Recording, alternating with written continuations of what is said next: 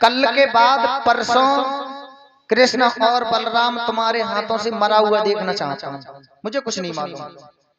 भोजराज कहने लगा मर कैसे सकता हूँ मैं, राक्षस कोई लौट के ना आयो। नारद जी बोले बड़े बावरे है गए हो, अरे ऐसा करो एक पत्र लिखो और पत्र लिख के भिजवा दो नंद बाबा, हमारे यहाँ यज्ञ का अनुष्ठान है और उसमें आपको कृष्ण और बलराम को लेके आना है। जब वो लेके आए तो तुम पहले तो तुम्हारा जो कुबिलिया पीड़ हाथी है वो ही मार देगा और बाऊ पेते बच जावे तो तुम्हारे जो मुष्टिक चांडूर जैसे पहलवान है वो मार देंगे।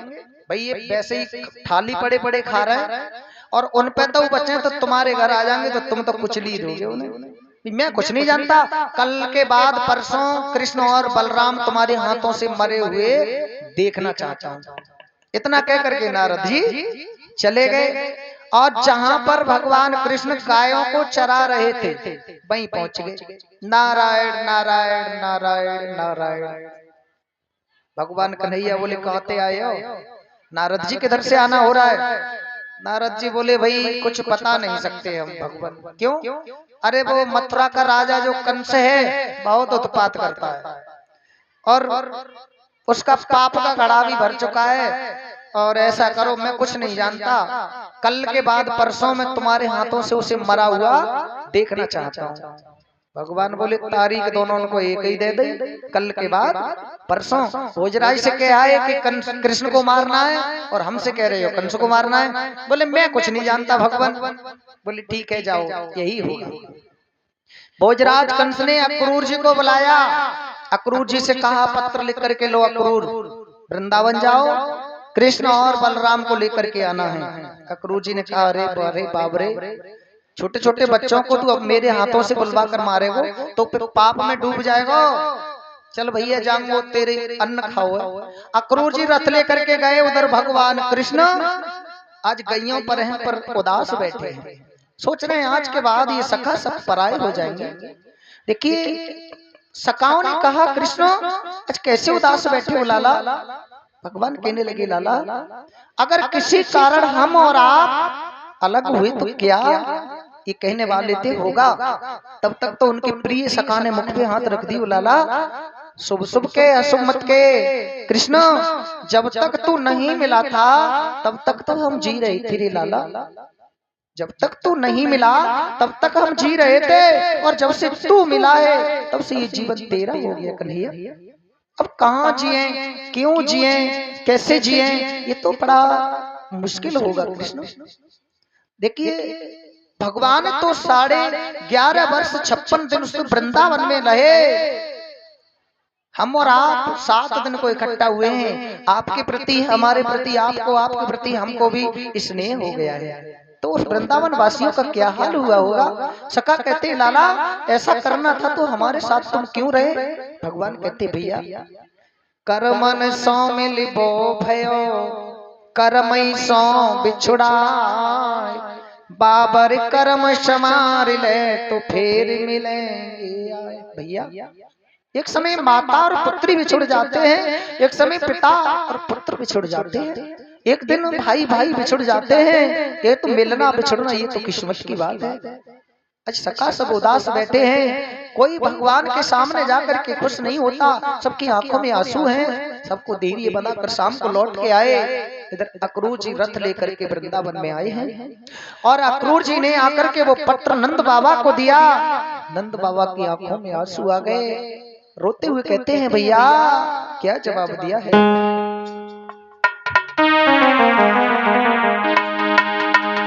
हे राजपाट ये धन दौलत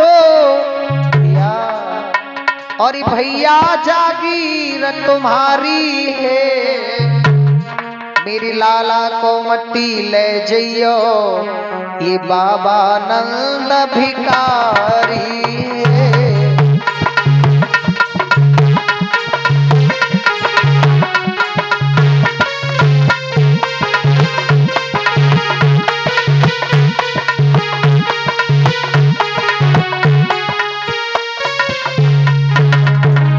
अक्रूर जी से कहते हैं नंद बाबा भैया ये राजपाट ये धन दौलत मैया जागीर तुम्हारी है, मेरे बेटन को मती ले जइयो ये बाबा नंदो भिखारी है, मेरे काना को मती ले जइयो ये बाबा नंदो भिखारी है।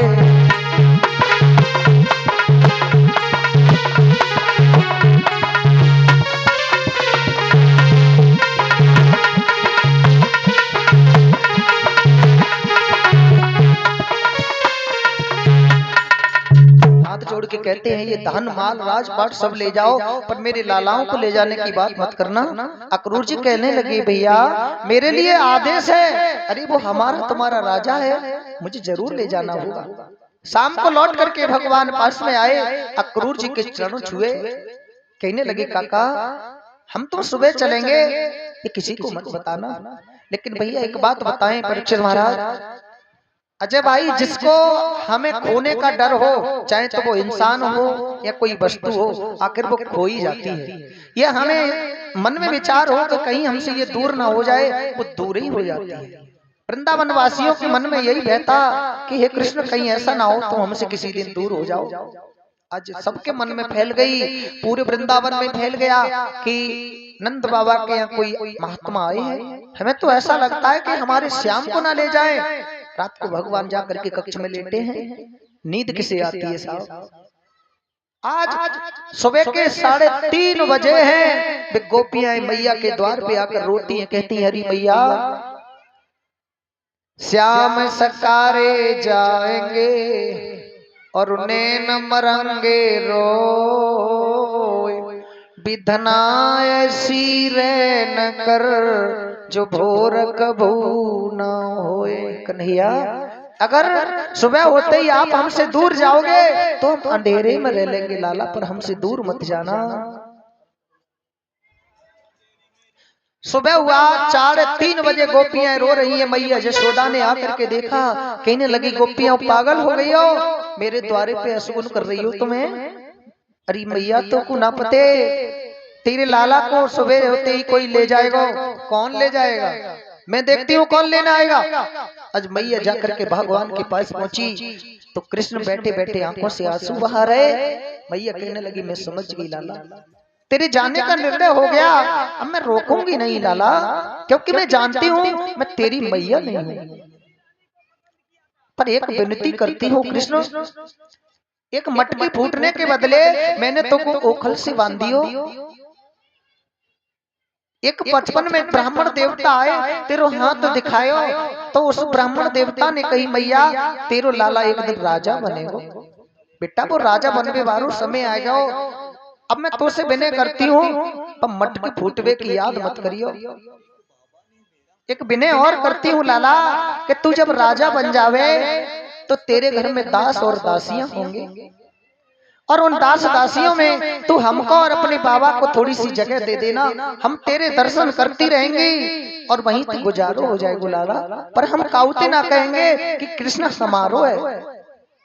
ते जब तक तो नहीं मिला था लाला, तब तक तो हम जी रहे तेरे श्याम, लेकिन जब से तू मिला है तब से ये जीवन तेरा हो गया। कैसे जिए, कहाँ जिए, क्यों जिए, ये तो अब तू ही जाने। भगवान चरणों में बैठ के रोते हैं, कहते हैं मैया ऐसा क्यों बोलती है, मैं तेरा श्याम हूँ, तेरा रहूंगा। आज सुबह हुआ रक्त अक्रूर जी ने लगा दिया है, और गोपियां खड़े होकर कहती है रे कन्हैया, और मथुरा को जा रहे हो, कैसे जिएंगे हम।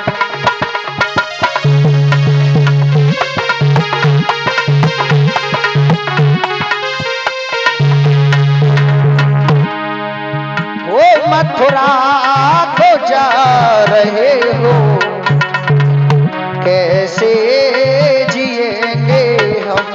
ये कन्हैया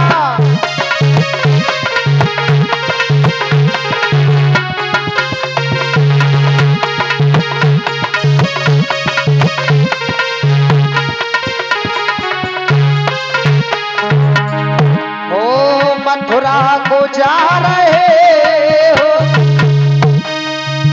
और कैसे जिएंगे हम, और जब याद तेरी आए, जब याद तेरी आए तो रो रो मरेंगे हम।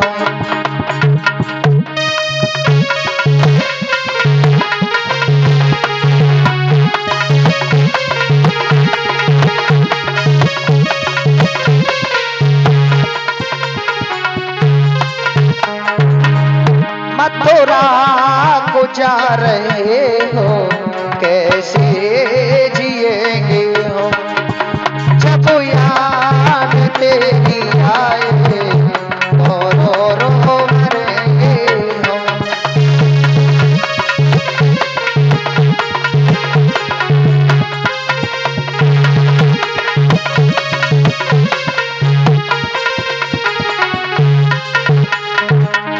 कहती है श्याम सुंदर, और तोता बनाया आप को,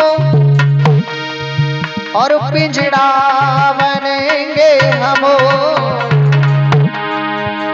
और तोता बनाया आप को, पिंजड़ा बनेंगे हम, पिंजड़े में बंद करके तेरी बोली सुनेंगे हम। वो पिंजड़े में बंद करके तेरी बोली सुनेंगे हम।